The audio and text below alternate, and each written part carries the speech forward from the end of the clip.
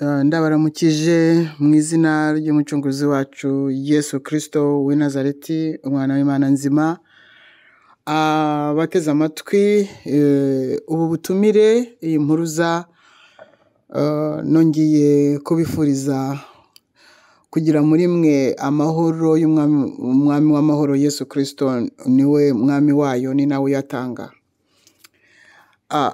Rero turi mu bihe bidasanzwe. Iri ni itangazo ntangariza buri wese wujuje ibi bikurikira: umugabo cyangwa umugore, umusore cyangwa inkumi, kugira ngo abo ngabo icyo bagomba kuba bujuje ni uko bakijijwe, bazi agakiza, bazi Yesu Kristo, kandi bamutunganiye, batunganye. Ndavuga ngo batunganye kuko ibyo ngiye kubabwira mbatumirije birasaba abantu batunganye mu mitima yabo, abantu batunganye kandi batunganije. Mon Dieu. Kugira ngo hatazagira ubizira akavuga ngo ntabwo nabimubwiye, aya masengesho nje kubatumiramo n'amasengesho mwitondera, yego, ntabwo ari ukubatera ubwoba gusa. Ndagira ngo nkubite hano umwuka w'akamenyero mu izina ry'umwami wacu Yesu Kristo, nkubite umwuka wo kumenyera ibintu by'Imana, nkubite cyane, mpashye namagane umwuka mubi w'akamenyero wo kumenyera ibintu by'Imana, wo guhurura, cyane cyane ko abantu benshi bafite ubwoba kubera ibihari. Abantu benshi bafite ubwoba no kuvuga ngo nuvuye mu byaha, nuvuye mu isayo, nuwanze kumaramaza, bose bari buhurure ngo baraje. Mwuka wera ubarebe, urebe buri wese, ni wowe, akazi ni akawe. Rero ntangiye niyo kugira ngo nyamuneka aya masengesho y'iminsi itatu ya Esther, iminsi itatu ya Esther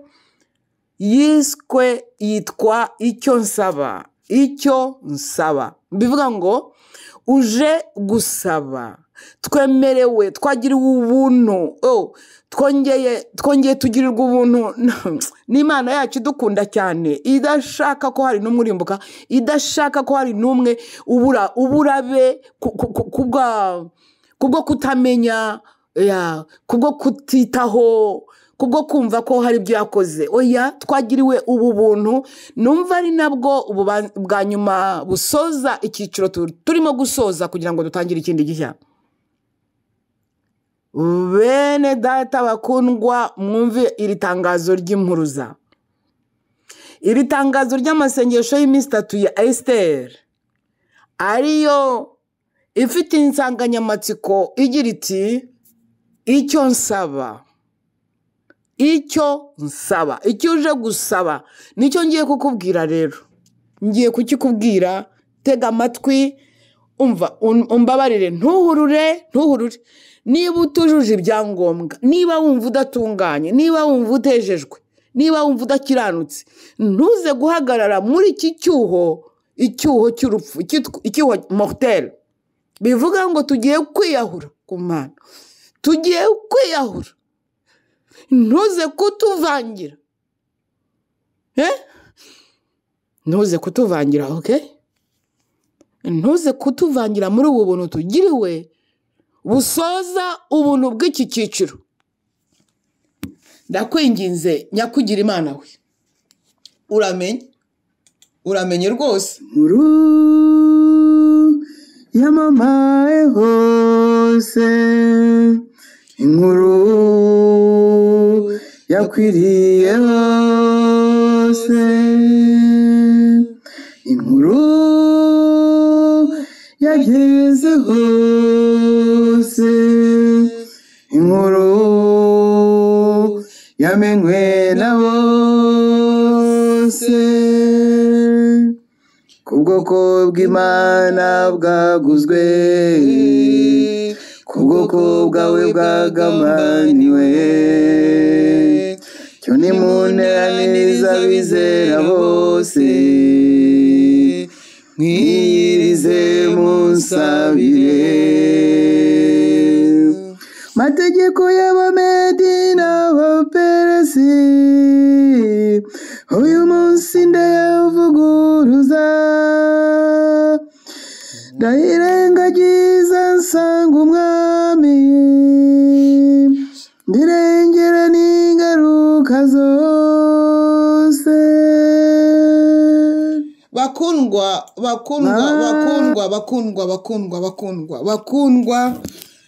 ni itangazo ry'ubutumire. Inkuru yamamaye hose igihe cya Esiteri. Inkuru yaramamaye, Hamani amaze kubagura, abagura ibiguzi ndetse ahita abishyira muri kofure, ni mu bice bitatu, ngo Moridekayi yanze gupfukama. Rero amaze kubagura ibiguzi, yamaze kubitanga, umwami nawe yemeye, nta kundi n'impeta yayikuye yayimuhaye. Nibwo inkuru ngo yageraga kuri Moridekayi. Moridekayi yihutira kubibwira Esiteri, kuko Esiteri niwe wari muri pozisiyo yo kugira ngo agire icyo akora. Esiteri yabanza kwigira iby'inkarembye ngo nsimbizi bya bindi namwe mubizi by'abakeske vous prenez, ariko Moridekayi aramubwira ati yewe madamu, uhagaze aho ngaho kugira ngo ugire icyo umara, niba ari no gupfupfe ariko abayuda bakire. Rero ayo niyo masengesho, ni amasengesho tugiye gukora. Aya masengesho arakorwa n'abantu babiri, arakorwa n'abagabo n'abasore ba Moridekayi, arakorwa n'abagore n'abakobwa ba Esiteri. Ubu abagabo n'abasore barambara umwambaro wa Moridekayi, basigwa amavuta ya Moridekayi, hanyuma abagore n'abakobwa turambara Esiteri, turasigwa amavuta ya Esiteri. Ubu ngubu tugiye guhagarara kugira ngo dusabe. Bene data bakundwa na Kristo, aya ntago ari amasengesho y'abantu bose ngo bari buhurure. No, ndabinginze, uwumva adakiranutse, uwumva atejejwe, uwumva atabohokeye kujya imbere y'Imana, yihamire mu byarimo rwose. Ahangaha hari buze abantu bamaramaje ngo hanze hazaba abarozi n'ababeshyi n'abakunda kubeshya. Mana, ntihagire umunyabinyoma wabigize umwuga uza muri aya masengesho. Ntihagire umusambanyi wabigize umwuga uza muri aya masengesho. Ntihagire umwicanyi kwicabira uburyo bwinshi. Nimvuga kwica, Umwuka Wera gusobanurire kwica hari uburyo bwinshi. Ntihagire umwicanyi uboneka muri aya masengesho. Ndahitamo ko tuba babiri gusa, ariko iyi faveri Imana yatugiriye ikadusohoraho. Haleluya, irakomeye iyi faveri. Ntihagire umunyamanyanga, umujura uza muri aya masengesho, kuko impamvu ngiye kwikubwira, twagiriwe ubuntu, ni faveri twahawe muri iyi minsi 3 ya Esiteri. Twahawe faveri ikomeye yo guhagararira abacu bari mu Rwanda. Ndavugana n'Abanyarwanda n'Abanyarwandakazi, ndavugana n'Abarundi n'Abarundikazi, ndavugana n'Abanyekongo n'Abanyekongokazi. Twahawe faveri yo gukora liste y'abacu, abacu bari muri biriya bihugu, abacu bari mu Rwanda, abacu bari mu Burundi, abacu bari muri Kongo, ko amazina yabo ngo tukayavuga, tukabasengera, tukabingingira, kugira ngo Imana yacu ishobora byose ibarinde muri ibi byago bije byasatiriye ibihugu maze kuvuga. Okay? Urumva rero, niyo waba uri umupervers narcissiste wo mu rwego rwaheye, niyo waba ufite, uramenye ntukandagire ahantu ntuhakandagire kugira ngo utice ibintu byose. Aha harasaba umuntu ufite umutima w'Imana kugira ngo ukore connection n'umutima w'Imana, kuko Umwuka Wera niwe uri bujye ku mutima w'Imana, azatuzanira ibyo gusengera muri aya masengesho y'iminsi 3. Niba udafite connection n'Imana, niba hari ibyo udatunganije, uramenye ntuze muri aya masengesho. Niba hari ikimana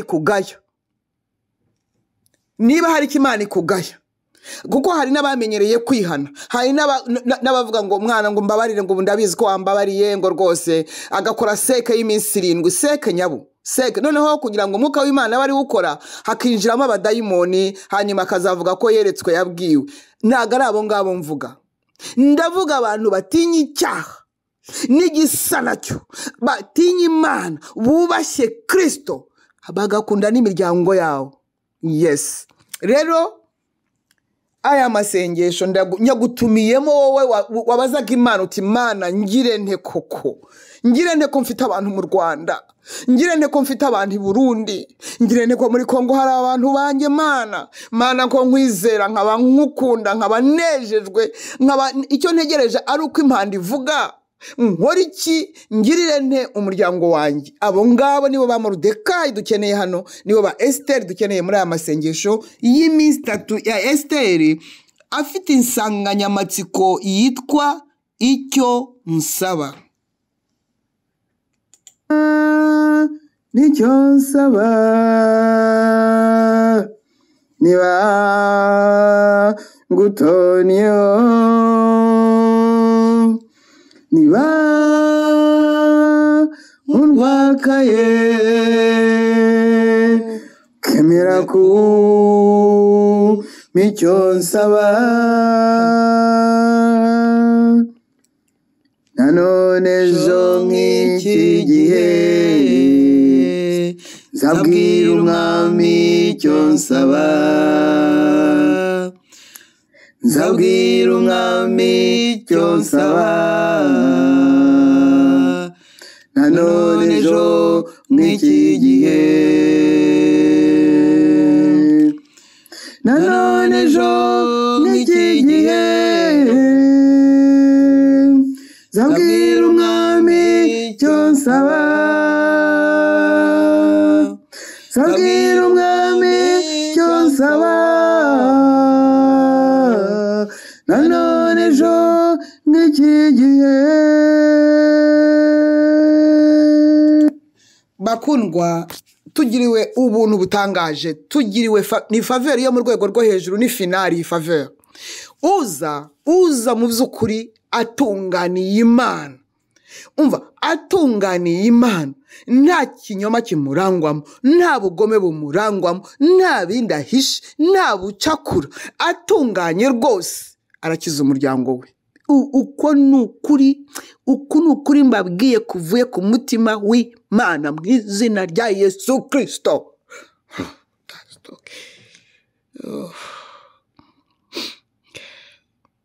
Uza atunganiye Imana, ni ukuri, uku ni ukuri mbabwiza bene data.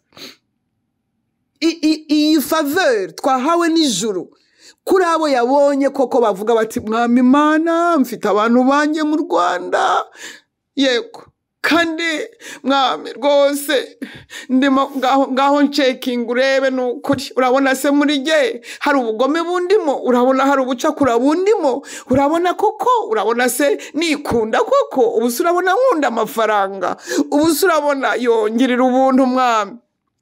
Abo ngabo ba Moridekayi, abo ba Esiteri, uzi imbere y'Imana muri aya masengesho y'iminsi 3 atunganye, ni ukuri, araba Esiteri w'umuryango we, araba Moridekayi w'umuryango we. Ndabibabwira ari ukuri, guhetsa ukuri, kuzuye ukuri, kuri ni Yesu Kristo. Bakundwa, reka dufate iyi situwasiyo, reka tuyiprofite, abacu barokoke. Nyamuneka. Mana nibanonye, aba undwakaye, nibunyishimira, gasohoza icyo nshaka,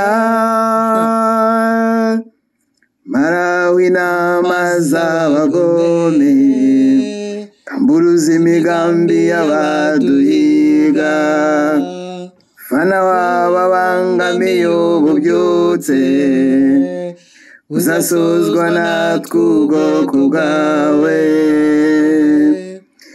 Kiza ubwoko bwawe ababisha,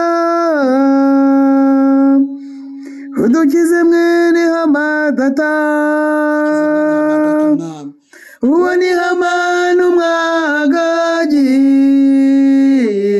umwanzi wawe n'ubwoko bende tabakundwa, Imana yatwemereye kudukiza Hamani mwene Hamadata umwagagi, umwanzi w'Imana n'ubwoko bw'Imana.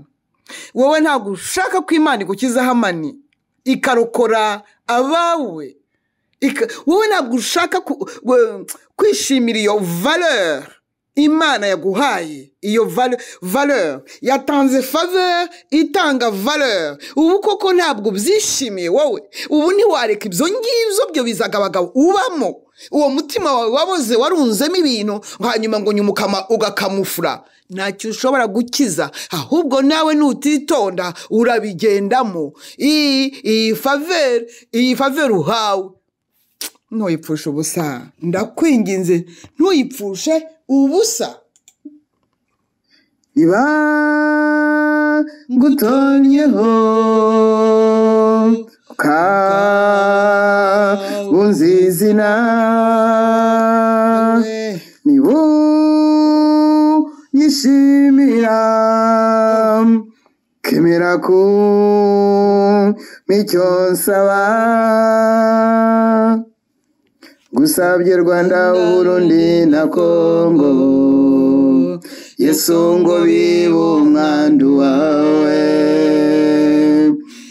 Gusabye Afurika n'Uburayi, Yesu ngo bibe umwandu wawe. Gusabye Amerika na Aziya, Yesu ngo bibe umwandu wawe. Gusabye Siyani ya n'isi yose, Yesu ngo bibe umwandu wawe. Mategeko y'Abamedi n'Abaperesi, uyu munsi ndayavuguruza, ndayirengagiza nsanga umwami,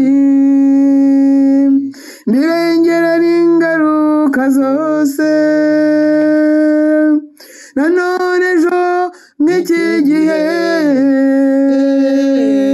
zabwira umwami icyo nsaba, zabwira umwami icyo nsaba. Nanone ejo nk'iki gihe kiza ubwoko bwawe babisha, udukize mwene Hamadata, uwo ni Hamani umwagagi, umwanzi wawe n'ubwoko bwawe. Bakundwa rero, turi mu gitabo cya Esteri,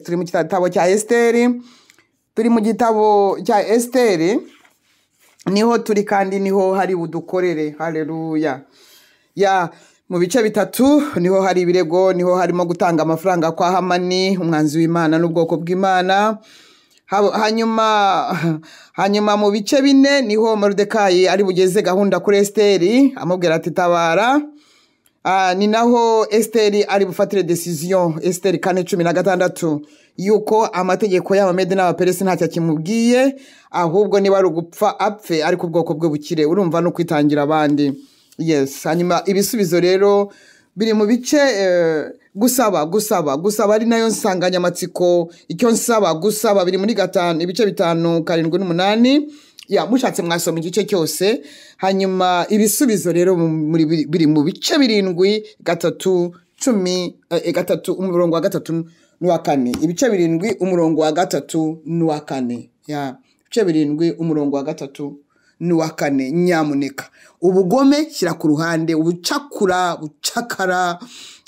kwikunda, gukunda impiya, kugambana, kubeshyera abandi. Yewe muntu wabeshyeye abandi ukaba uzi neza ko wabeshye ibinyoma kugira ngo wowe wikuvure, kandi kubera ukuntu umutima wawe umeze, kubera kwanga kwihana, kubera kwanga gusohora iyo mborera ikurimo. Ndavugana nawe kuko nawe Imana iragushaka ngo ukize ubwoko bwawe, nawe Imana iragushaka ngo ukize umuryango wawe.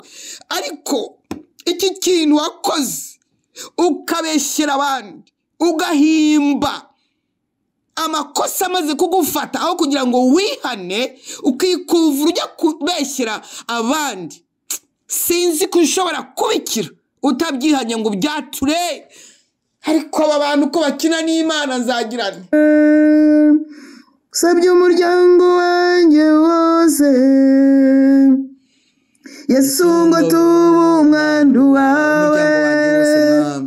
Ngusabye imiryango y'abahishuwe, Yesu ngo babe umwandu wawe.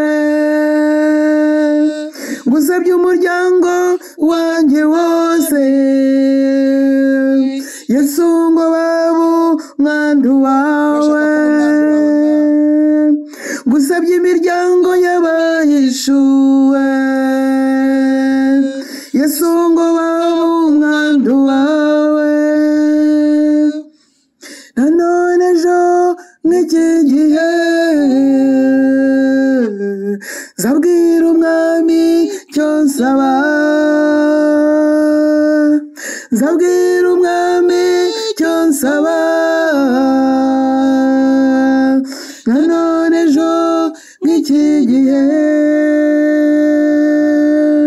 ngusabye umuryango wanjye wose, Yesu ngo tuba umwandu wawe. Ngusabye umuryango w'abahishuwe, Yesu ngo babe umwandu wawe. Ngusabye imiryango y'abahishuwe, Yesu ngo babe umwandu wawe. Ngusabye umuryango wanjye wose, Yesu ngo tuba umwandu wawe wose. Bene data bakundwa, ubu ndimo ndarunda ngira ngo hagire igikira. Uramenye yewe muntu wabeshye abantu, umuntu witeguye amasenge ngo kuza muri aya masengesho kuko namara kumva itangazo arahitahurura. Uramenye ntuze muri aya masengesho utari wihana ibyaha byo guteranya, byo kubeshyera abandi kugira ngo worose ibyaha byawe. Uramenye ntuzaze muri aya masengesho niba utari wihana ibyaha ushinjwa by'ubugambanyi, utigeze wihana ibyaha ushinjwa by'ubwicanyi. Uwanga mwene se wese n'umwicanyi. Ndabwira abantu bafite bene ibyo bintu, uramenye ntuzigere uyazamo. Dore ndakubwiye, wowe uri kure iriya, ndakubwiye ibinyoma wabigize repa, ubeshya nta n'impamvu, wangana nta n'impamvu, ishyari ryaragusabitse, nta na rimwe ushimishwa n'uko uwundi yabaye neza, ahubwo iteka wumva wamuteranya. Uri umurwayi, ugomba kujya imbere ya Yesu akakuvura, ariko ntiwirukire muri aya masengesho. Ndagusabye ishyari, abanyeshyari ntibagaragare hano.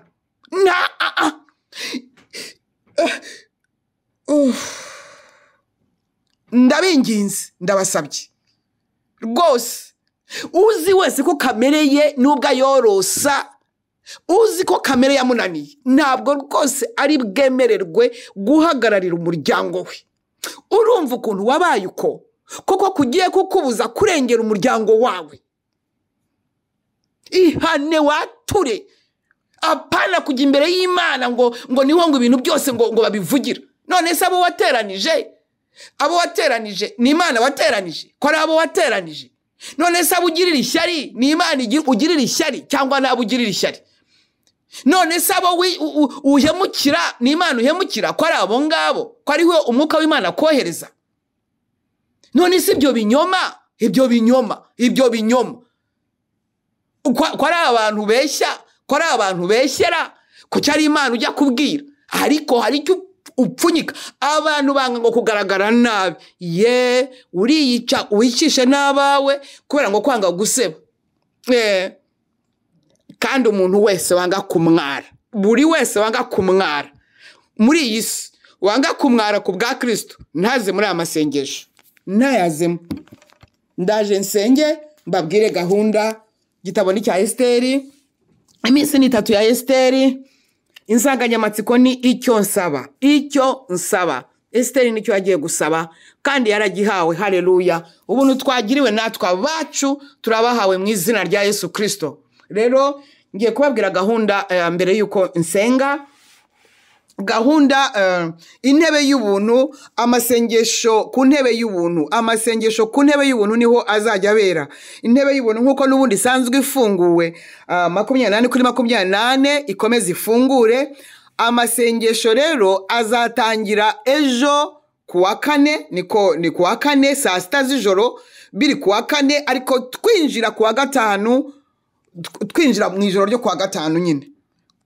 La nuit du 4 au 5 non la nuit de jeudi à vendredi, donc la nuit du 18 au 19 avril. Donc ijoro ry'uwa 4 rishyirwa 5. Yego nibwo aya masengesho azafungurwa. Hanyuma ku manywa n'amajoro ababishoboye tukajya duhurira nanone ku ntebe y'ubuntu. Nagira ngo mbamenyeshe ko aya masengesho ya nijoro, donc du 18 kuva kuri 18 mu ijoro rya 18 rishyira 19, donc ubwo kuri yo saa 6. Hanyuma ijoro rya 19 rishyira irya 20, ijoro rya 20 rishyira 21. Ayo yose, aya masengesho yose azajya aba akorerwa ku ntebe y'ubuntu. Hanyuma rero andi masengesho azajya aba abera ku ntebe y'ubuntu nanone, ariko buri gihe tuzajya duhura saa 3 z'ijoro. Saa 3 z'ijoro ku itariki ya 19, 20 na 21. Saa 3 z'ijoro tuzajya duhurira ku ntebe y'ubuntu nanone. Ni ukuvuga ngo turatumira abantu bujuje bya bindi. Mama, ntabwo ari amasengesho yo guhurura. Ndabinginze mwoka byara mwe banyakubyara, ndabinginze. Dore hamaze kugaragara ngo abateranije abandi. Aho kugira ngo umuntu yihane agashaka korosa icyaha ngo agaragare neza, ahubwo n'ababandi yahemukiye akababeshyera. Icyo kintu n'abagambanye, n'abanyeshyari, n'abicanyi, yewe abagome, mwigendere mukomeze izo gahunda zanyu ngo zo kugaragara neza inyuma ngo kugira ngo mudaseba. Mwigendere mw'abantu, mwigendere. Dore ndababwiye, mwigendere rwose. Mutureke mama, twebwe twigorewe, twifitiye imiryango. Dore ko twategetswe no kubavuga mu mazina. Ariko ni yewe muntu wabeshye, yewe muntu wabeshye abantu, wahemukiye abantu. Noneho aho kugira ngo wihane, wowe ufite ibyaha n'ibicumuro no gukiranirwa, noneho kugira ngo ubyihane urajya guteranya kugira ngo bagaragare nabi, wowe ugaragare neza. Ni ukuvuga ngo mon Dieu, umva, niba ufite icyaha kikurega, igihe cyose kereka n'ubyatura mbere y'uko aya masengesho atangira, ukatura iryo shyari, ukatura kwikunda, ukatura ibyo bintu kandi ukaba utazabisubiramo, ukatura ibinyoma. Mon Dieu, mon Dieu, mon Dieu, mon Dieu, mon Dieu, mon Dieu, mon Dieu.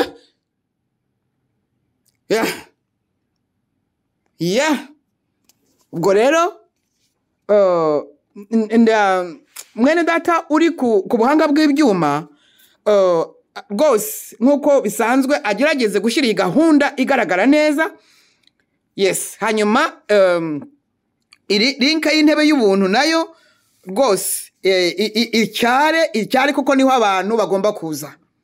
Niho abantu bagomba kuza ku ntebe y'ubuntu. Yes, link y'intebe y'ubuntu bayishyiraho ngaho kuri YouTube, muyirebe mwese. Yes, na WhatsApp aho munyura ibintu byose mubirebe, ndabinginze. Hanyuma rero ndumva ndumva nta kindi gisigaye cyo kubabwira, gusa dore yewe muntu wateranije abantu, muntu wabeshyeye abantu ukababeshyera ku porte couvrir, wowe kugira ngo twikire ibyaha byawe, wowe ukomeze ugaragare nk'aho uri imbonera. Yewe muntu ufite ishyari, yewe muntu wicana, uri umwicanyi, yewe muntu w'umugome, mbese nawe urabizi. Ntabwo usiparuta ko uwundi muntu mugenzi wawe cyangwa uwundi yamererwa neza, yatera imbere, yavugwa neza, yagaragara neza. Uvuga ngo imbuto ya Satani yakomezemo. Nyamuneka yewe binyoma we, binyoma, yewe munyeshyari we, yewe kwikunda we, yewe gukunda impiya we, yewe byaha byinshi we, uramenyerwa. Keretse nuzatura ibyo wahungaga utwikira nibyo bigukurikirana, kuko Imana ntabwo wayibeshya, bizagukurikirana mpaka none bikugejejeho kutagira uburenganzira bwo guhagararira umuryango wawe. Yewe mugabo, mugore, ndimo kuvugana nawe, mugore we, yewe mugabo wowe, unyumva, nyamuneka aba bantu wateranije, aba bantu wagambaniye koko, ukaba ukivuga Yesu ngo wasabye Imana imbabazi. Imana se wayisabye imbabazi? Niyo wagambaniye? Imana se wayisabye imbabazi? Niyo wabeshye? Imana se wayisabye imbabazi? Niyo wahemukiye? Imana se wayisabye imbabazi? Niyo wishe? Niyo wakomerekeje se? No, yemwe bantu mumeze gutyo nimwirirwe muza.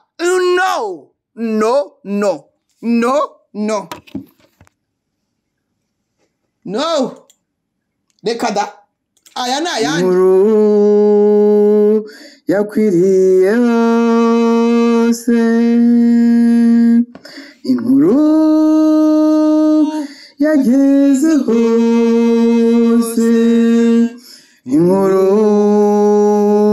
yamenywe na bose, ku bwoko bw'Imana bwaguzwe, ku bwoko bwawe bwagambaniwe. Cyo nimunteraniriza abizera bose, mwirize munsabire.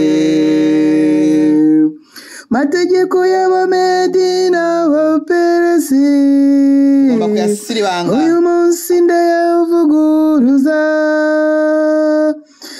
ndayirengagiza nsanga umwami, ndirengera n'ingaruka zose. Haleluya. Nicyo nsaba, niba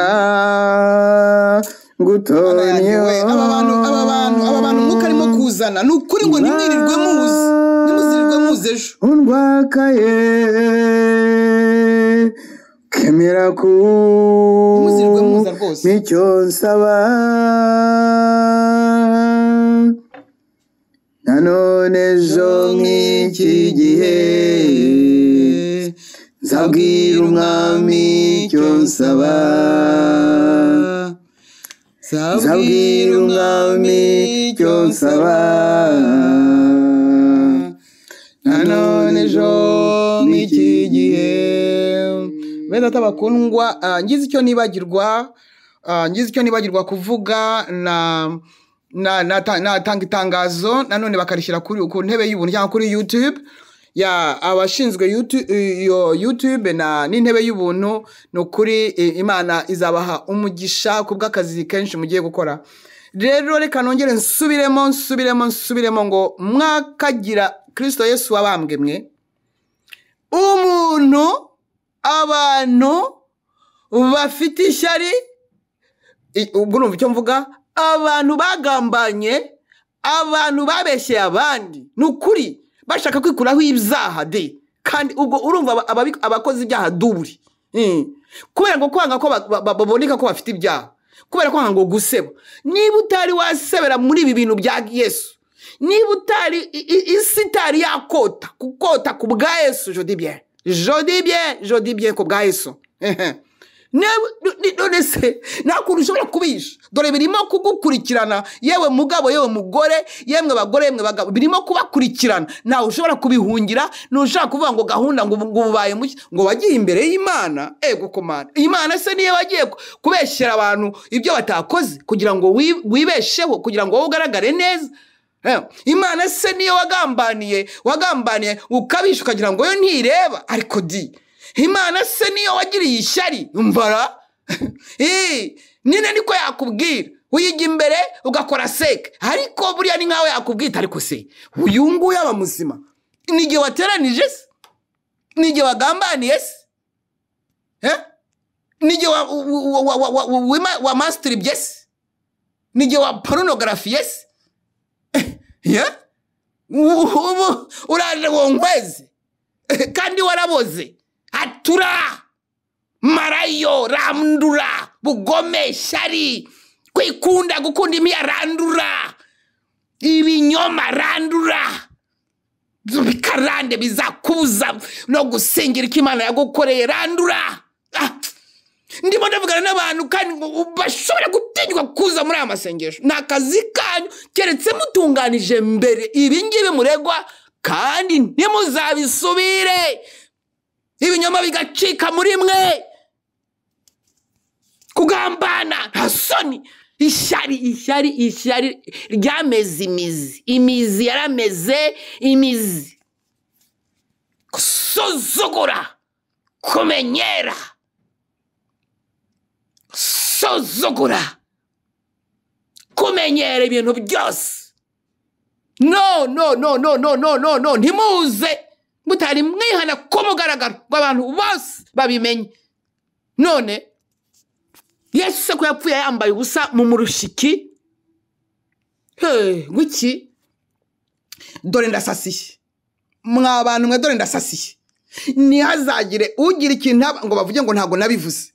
Kandi niba umenyereye ko ari bya bindi by'uyu nguyu avuga, icyo gihe wa mugani bizamera nka Mikaya. Uzabimenya umunsi uzaba wihishahisha, cyangwa umunsi uzaba wacitse ibirenge, cyangwa umunsi imisatsi izaba yamyotse, cyangwa umunsi intoki zizaba zitakiriho.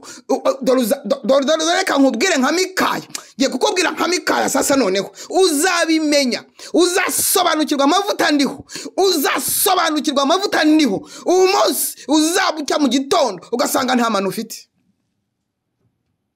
Niho uzavuga uti uzi ko burya wa mubyeyi burya uzi ko ari uwo kubahwa.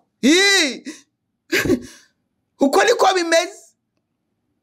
Gasuzugura ni ikintu kibi cyane, kamenyero ni ikintu kibi cyane.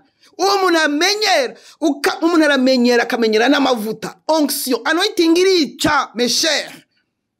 Anointing ni ijuru rinsiga. Noneho nawe bihuriye, nshobora kugira anointing ntawe ihuriye n'ubugingo buhoraho. Nabyo ndabikubwiye. Ariko irica, kuko ni ijuru riba ryarayisize umuntu. Yes, kandi ni ijuru ryiyokipa. Niyo mpamvu abantu basizwe bagomba kubahwa. Ba Mose batamarisha abantu. Turaziranye nta kibazo, turaziranye rwose, ni byiza kandi biratunganye. Nanjye nkunda kumenyana kandi nkunda n'abantu. Ariko icyere cya anointing cyaba ntabwo ari igihe wisize. Nasizwe n'ijuru, nasizwe n'umwuka wera. Iyo rero bigeze mu mavuta, iyo bigeze mu rwego rw'amavuta, ushatse wakwatura, ugakira, ugakiza nabo umuryango wawe bose. Yes, ninze kuri aba bantu kuko mfite ubwoba ko bashobora guhurura bumva ko ari amasengesho asanzwe kandi ari faveri ya nyuma abanyarwanda, Barundi n'abanyekongo duhawe. Nukuri niyo mpamvu mbikoze, niyo mpamvu nakoze ni minota myinshi. Ubu nagomba gutanga itangazo ry'iminota 10. None ndebera. Nanone ejo nk'iki gihe zabwira umwami cyose sabwira umwami icyo nsaba nanone ejo nk'iki gihe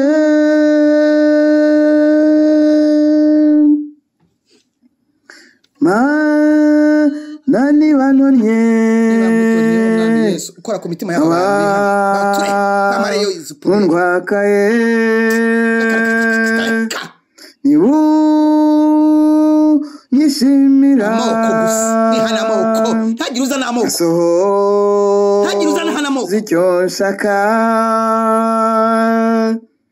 marawi inama z'abagome kamburuza imigambi y'abaduhiga fana wababangamiye ububyutse uzasuzwa natwe ubwoko bwawe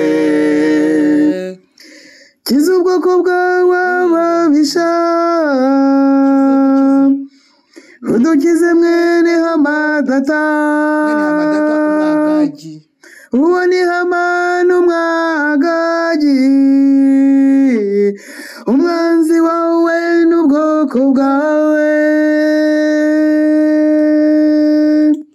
bakundwa na ejo saa sita z'ijoro turi kumwe muzaze muri benshi mwebwe abitunganije kugira ngo dutangire aya masengesho y'iminsi 3 ya Esther afite insanganyamatsiko ngo icyo nsaba banyarwandakazi barundi kazi banyekongo kazi murararitswe abo ngabo biteguriye kuza muri aya masengesho kugira ngo dusengere imiryango yacu iri mu Rwanda mu Burundi na Kongo dusengere imiryango yacu gukora liste tubavuga amazina yabo abiri uwibagiwe irindi nta kibazo azavuge rimwe ibyo kandi bizaduhesha uburenganzira uretse n'umuryango wawe n'uwundi umwuka azakuzana imbere wenda ni inshuti yawe wenda iryo zino rizaza naryo uzarirundemo kuko ni favor tugiriwe itangaje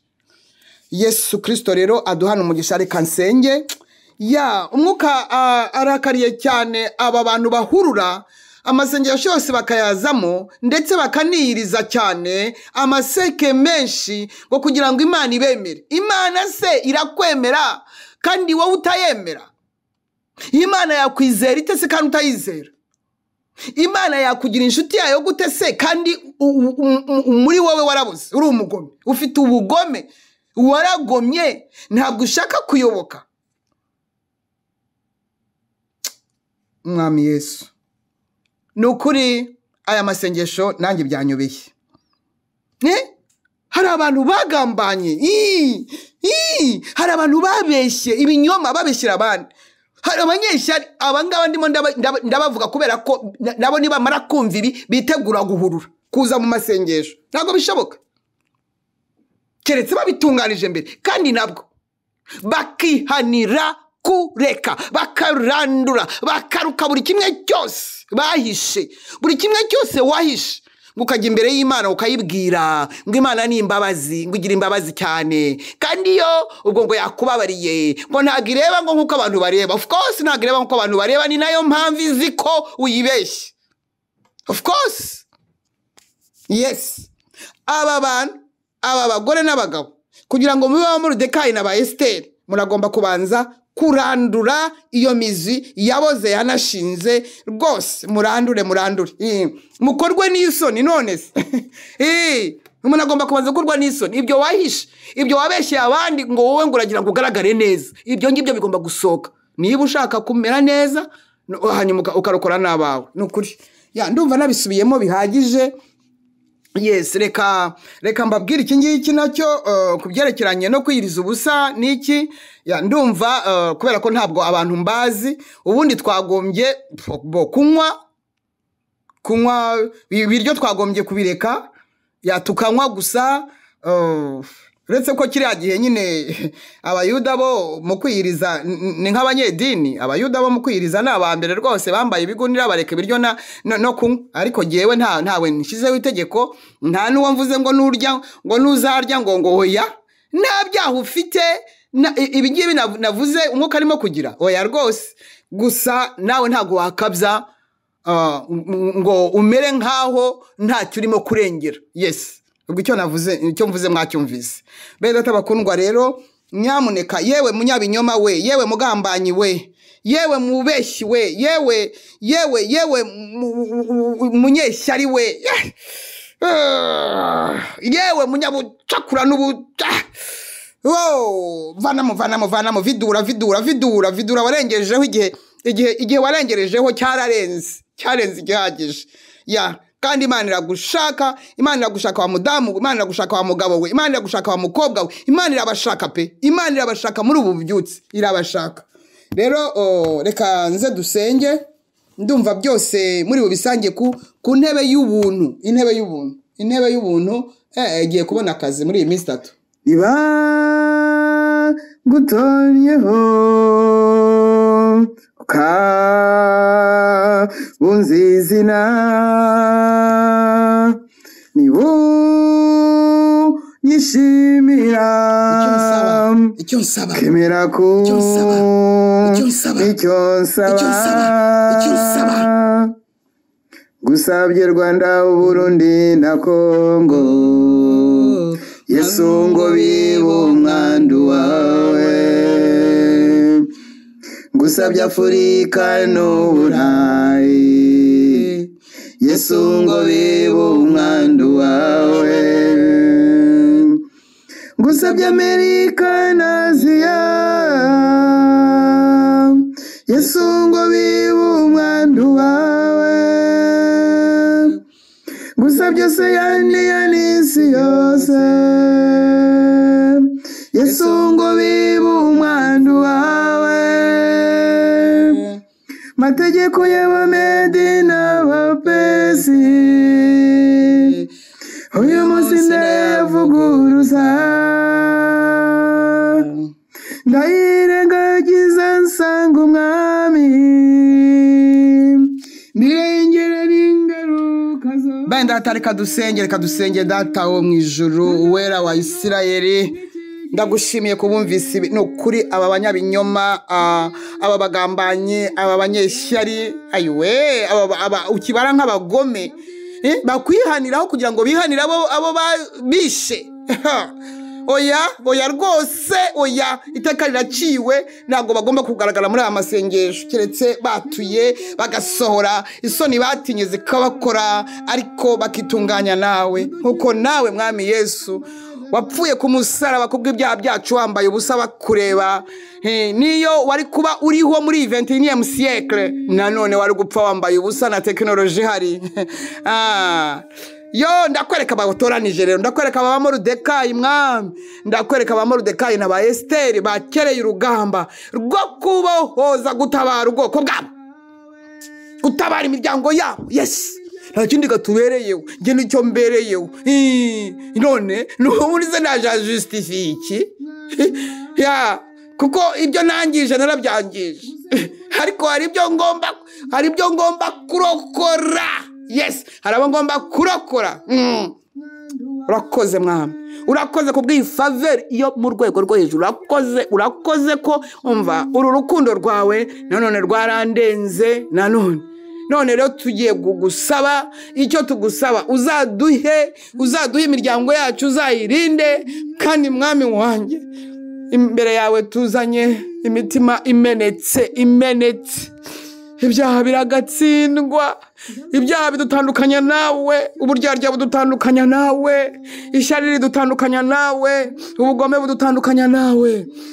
Ayiwe, kugambana, kubeshyerana, Mana, mbega ibinyoma, guhimba, ayiwe, mbega imizi ya karande, mbega imizi y'ibisekuru ari igiye kumara abantu cyane. Ahubwo Mana urabireba byose, ntaho uhishwa.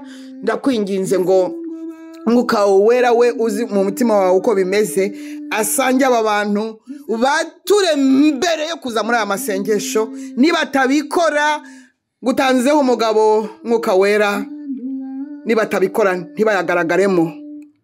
Ndagushimiye Data kubw'uko wangize gutya, ukangira umutoni wawe, ukangira inkundwakazi. Haleluya. Ntacyo natanze, ahubwo nari unyuma mu banyabyaha, nari uw'imbere mu banyabyaha, nagombaga kuzaba uwa nyuma. Hayiwe, nuko uravuga uti oya, hari ijambo nakuvuzeho. Warakoze mwami Yesu kumfira, warakoze kumbera umucunguzi. Niko n'aba bose ba Moridekayi na ba Esiteri mbasengeye, kugira ngo ejo tuzaze twabukereye saa sita z'ijoro, tuzahurira ku ntebe y'ubuntu watwihereye. Wongere usikeho amavuta. Haleluya. Iriya shene ya YouTube ububyutse muri Afurika hagati, wongere usikeho amavuta, kuko hagiye gukorerwaho ibintu by'igitangaza. Ndagushimiye mwana, ndaguhimbaje. Urakoze mwuka wera, urakoze kukuri uri kumwe natwe, uri muri twe imbere. Haleluya. Usange aba bantu barimo kwiyoberanya ngo bari buhurure ngo amasengesho arateye. Ntago aya masengesho ameze nk'ateye, no, aya masengesho ntasanzwe. Aya masengesho ntasanzwe, nicyo nsaba agasanzwe. Niba ngutoniyo buri wese utunganye, karibu niba undwakaye kemera ku micyo nsaba. Nanone ejo nk'iki gihe nzabwira umwami icyo nsaba, nzabwira umwami icyo nsaba. Nanone ejo nk'iki gihe, nanone ejo nk'iki gihe nzabwira umwami icyo nsaba. Haleluya, haleluya. Nzabwira umwami icyo nsaba. Ejo nk'iki gihe nzaba mbwira umwami icyo nsaba. Haleluya. Ejo nk'iki gihe nawe uzabwira umwami icyo usaba, kandi icyo usaba uzagihabwa mu izina rya Yesu Kristo. Haleluya. Urumva nukuri sinzi ukuntu umuntu yakwangabi, ariko ubundi se ko umuntu yiyanga? Anese niba umuntu yanga kwihana, ubwo ntiyanga? Nukuri oya, ngiye nkunda abanjye cyane, nkunda abanjye rwose. Abanjye nibabeho, kandi babeho. Niba Imana impaye faveur yo kugira ngo ngire icyo mbasabira mu butamenya bwabo, mu bwuko bameze, ariko ngewe uko ndi buzi imbere y'Imana bikabakiza. Haleluya. Ninde utakora ibyo? Cyubahiro ni cyawe Mana. Ngaho duhana umugisha twese abazaboneka ejo ku itariki ya 18 saa sita z'ijoro zishyira 19. Haleluya.